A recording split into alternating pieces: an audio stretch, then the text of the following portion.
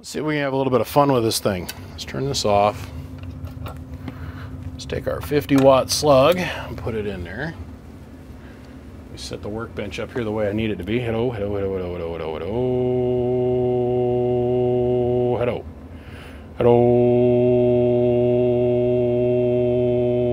hello, hello, hello, hello, hello. Okay, so this is a single transistor mrf454, okay? Amp number 3879. This is going to go to my friend, 77. He's going to use his little tram to hit it with. I guess does about 1 watt carrier, swings to about 7, which I think is cool. Okay, so let's come over here. Right now, 50 watt, 1,000 an average, and then 5 watt slug that's right here. Turn around. So right now we're keying 1 watt. And with us keying up 1 watt, relay latches, no problem. Take our watt and we go below, or we take our carrier and we go below a watt. Relay starts to chatter. So we get up here about 7/10 of a watt. Latches up solid. Okay. So now over here on the peak side, he says it's tram. So we're on a 50 watt slug. Not 5K, 50 watt. I almost said 5K. Hello. All right. It's about 7 or 8 watts. Peak power. Let's go ahead. Put a 100 watt slug in it. Hello. Does about 80 watts. A little bit hot, but he can turn the power down, take it down to 12 volts, and it'll drop it off a bunch. So we're right within the ballpark range of what he wants. Let's go up here. Hello, hello, hello. Hello, hello, hello. Doesn't even know the amp is there. Let's go over here and look at the spectrum. So our principal is in a -13, and that little tiny bit of dirt is all the way down about -48 dBs. So pretty clean, pretty clean. But then this happens. So hello. Let's turn our modulation up. Hello, hello. Okay. Put a little bit more drive in it. Hello, goodbye. It's off the scale. So, hello, audio. Hello, about 195 watts.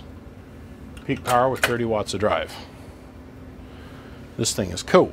Now, I'm going to leave this alone. What I am going to say is after you watch this video, 77, if you need me to, I'll come in and we'll put a second switch on here.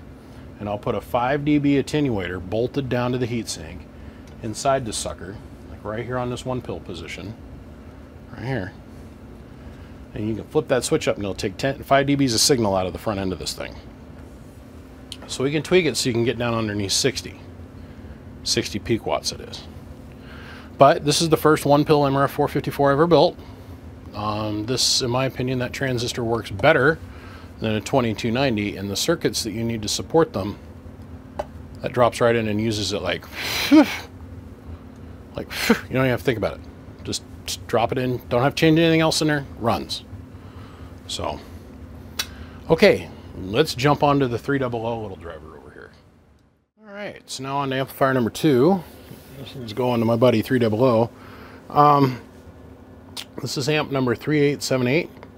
It's a 2-pill mrf454 box, and we are going to put it to the test.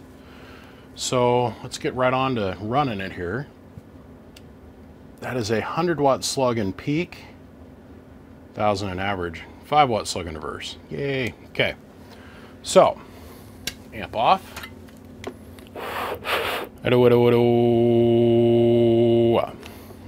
30, 40 watts, 30 watts worth of drive, I think. Hello, audio, 1, 2. Hello, audio. I mean, that's making Jesus, that can't be right.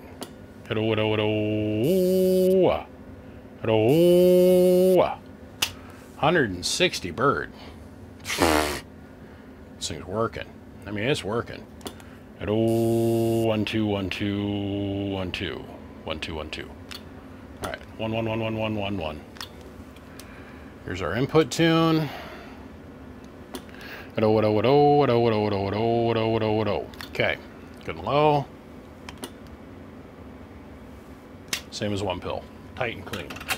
Okay, now, let's have some fun. Okay, so you can see me moving in the background.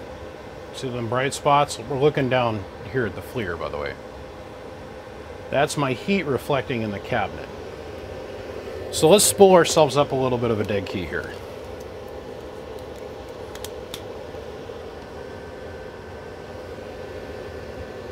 Turn the mic gain down. Let me get my book. Let me get out of the field of view. So now what we're seeing in here is the actual heat of the part. Okay, so we were at around the 60-degree zone. And let's key this thing for a few minutes. Where's my book? Book of Knowledge. I write everything down. I take notes on everything. It's just part of the job. Okay, so I start a timer here. Timer. Stopwatch. Start. Okay. So let that sit there and cook for a few minutes. I had a lot of conversations with my friend Tony over there at ICA, and he's like, dude, you played with the new 454s yet? And I said, no. He says, well, you know what I'm going to do for you? I'm going to send you out a box for the brake, and we're talking to BBI Bakerman brake as a raffle. Here's my notes. What I want you to do is I want you to play with the box, study it, copy it, do whatever you're going to do with it. I said, okay. So right now we're throwing about 150, 130 watt carrier, okay? Because I want you to study it, I want you to copy it, I want you to play with it, I want you to experiment with it. I said, okay, what's the big fuss all about? And he goes, man, these 454s are better than the 2290 that HG produces. And I said, oh yeah? Thinking in my head, who cares? I mean, literally, I'm thinking in my head, I don't care. Freaking 2290 is 2290, 60 watt part. Well, so he sent me to this little 4-pill in this little tiny cabinet, and I thought, my God, there's no way this one little fan's going to do enough to cool 4 transistors. Oh my God, I was wrong. These parts run so much cooler than a 2290. We're talking like, see in the notes, 32.4% cooler. And what I mean is, I've literally taken a 2290, set it down with a stopwatch, sat there and measured it with a FLIR, keyed it for 2 or 3 minutes, did the same exact test with the 454. This 30% cooler, this transistor, and it makes like 10 more watts, 15 more watts. And it's stable. It's got a 65:1 output SWR aspect ratio, which is on par with the 2290. So we're talking about a part that runs 30% cooler, makes more power, and it's more stable, or is stable, as the 2290 as a driver. To me, in my opinion, there's nothing that comes in that wheelhouse in the open market today. The 2290 HG component that they make is horrible. It's got a 15:1 aspect ratio of tolerance compared to 65:1. What I mean by that, this is aspect ratio, output aspect ratio, is what we mean by that is a tolerance to SWR. It can put up with 15:1. So an ideal match is going to be 1:1. And then when you start to move the phase angle or take it out of you know, resonant tune, very unforgiving, the 2290. This has got a 65 to 1. Look at this. We've keyed it now for 4 minutes. Oh, almost 4 minutes. I mean, 3 minutes 30 on the stopwatch, but we know I started. And the exhaust air temperature is only 120 degrees.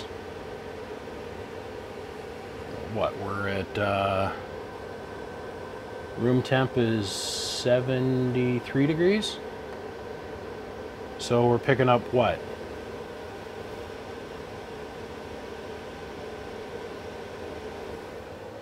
Maybe 55, 60 degrees worth of air temperature. That's it. This part is outstanding. Our current draw has stayed the same. Our output power has not fluctuated. And the reason that I've got to do this kind of test is, well, I know both of these gentlemen. This guy right here, Mr. 300, he's a good cat. He just wants his stuff to work, just like the rest of us. Now, my buddy 77, on the other hand, I mean, he's not as bad as Motor Mouth, but he's pretty close. Doesn't like click. Well, you know, partner, I went down to the carriage house today, and wouldn't you know it, Beth Ann was down there, and she wanted to know if I wanted to part her tea leaves. So I took her out back to carriage house, and I put her hands up over the time post for the horse, and I lifted that sundress up, and I went on to flick her bean with my man sausage. You know, he's that kind of guy. He'll sit there and he'll talk and talk and talk, and then unkey. And then somewhere in between, you got to wait for stuff to catch up. What I mean by catch up is you got to wait for things to cool off and come back around. We're at 113 degrees and stable. I don't see this climbing anymore. I see my amp draw staying roughly the same, within about an amp or so. We're, I think, 38. That could be the difference in the shunt heating up. The radio could be putting out more power because it's been keyed for almost 6 minutes straight at full dead key, which I think is 5.5 watts, 6 watts. But we're really, really slowly climbing. Look at this. 112. 115. So we're slowly climbing. We're not radically climbing. We're not jumping up. It's 115, 114, 114. It's stable. Now look, I'm not the kind of guy that gets on board with Chinese components that often. Me and those three-titted women, the Chinese components, I have a hard time getting on board. These parts, I got a friend of mine who owns CB Shop. He took a Cobra 200 and took the 2290s out of the back and put 454s in the back and picked up 35 watts output power.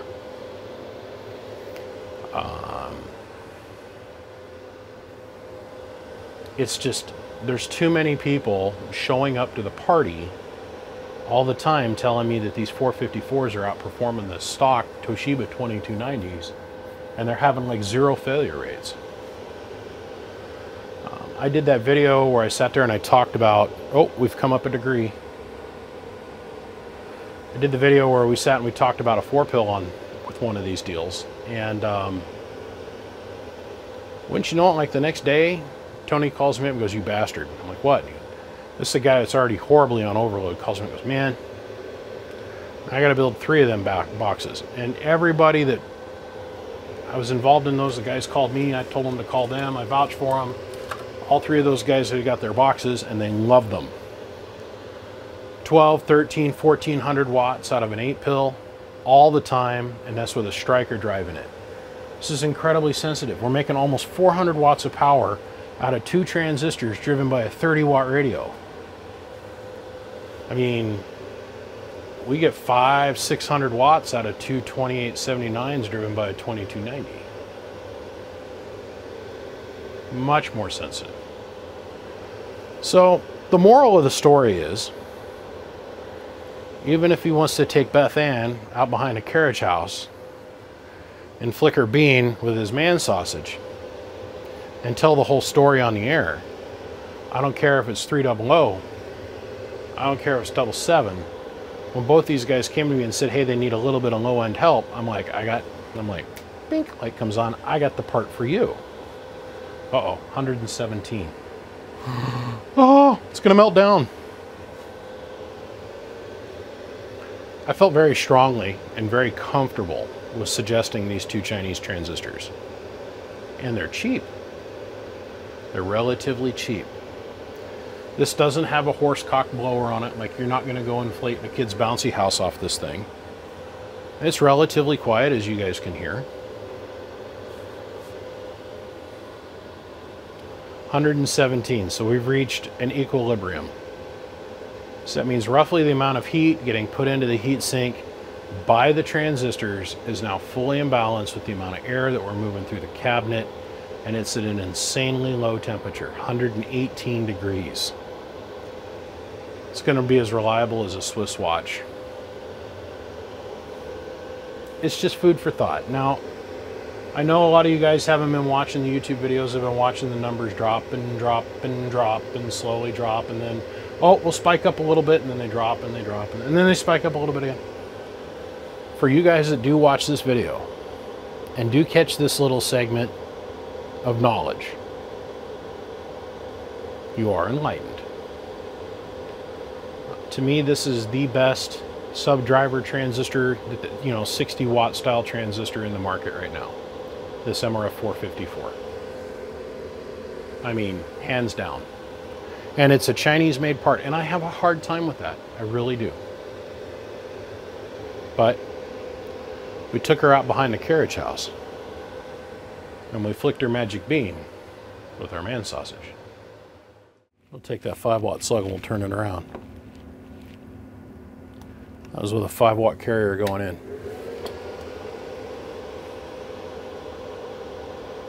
Don't want to give it no downtime. 5 watt carrier going in, 150 watts coming out.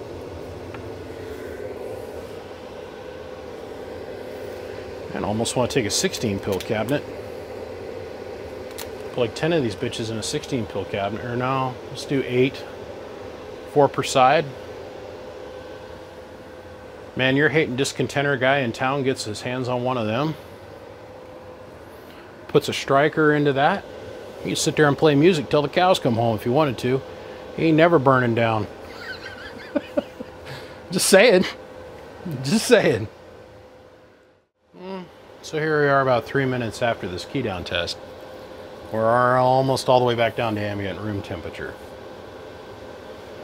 The thing that I admired most about this is on the curve trace machine, we have almost the same emitter base, collector emitter base, leak down, breakdown test as a 2290. And its input and output impedance is the same, which is really freaking awesome. Because we can literally drop this right into any 2290 circuit anywhere, and we don't have to modify the part. Well, not the part. We don't have to modify the amplifier, which is freaking great. There, now we're down to ambient, 70 something. Just a couple minutes. I'm gonna shut this down, it's pointless at this point. So, I don't want to say I'm in love with the stripper, but if the stripper's name was 454, mrf454, I would probably pour a shot of booze on her boobs and see what I could do else with it, you know what I'm saying? It's a good part. This is a good part. Oddly enough, I endorse it. Well, here we are at the end of this story. 2 more get to go out there in the world. Somebody's going to get to use them. I'm finally done. Finally done. I get to jump off of these new projects, or projects period, and I gotta go do repairs. I got a Metron that I'm going to jump into here pretty quick, which is an all band, all mode, talk everywhere type accepted mobile amplifier with 8 transistors in it. And then I've got 3 others that are all from the same guy I've got to go run through. That's coming up here in the next couple days. So, gentlemen, I appreciate you all tuning in. To my Patreons, I want to say thank you very much. You guys are shouldering the burden for most of this, as in like you're making all of this possible over here. My ability to just stand here and talk with you guys on the YouTube Gargler, and making it so I can sit here and answer everybody's questions on the phone every day. And for that I say thank you. If you feel like you want to join us, just come over here to Patreon/BBIamps. Come help us out. It would be very much appreciated. I want to say a big shout out to Siglant, big shout out to Bird. Technically I got sponsorship, as in like they give everything to me at cost, but they don't pay me nothing. But I want to tell them thank you because, well, without them I wouldn't have all this wonderful test equipment. Big shout out to Siglant, McMahon, and of course our good friends Sean and the boys over at Excess Power. And on that note, I'm going to run. Tomorrow's a new day, and that means a new project, and that means more stuff's getting done, and that means more stuff's going out the door. Questions, comments, or anything I can ever do to help you, don't hesitate to call the number. Gentlemen, my name is BBI, and I'll see you. Bye.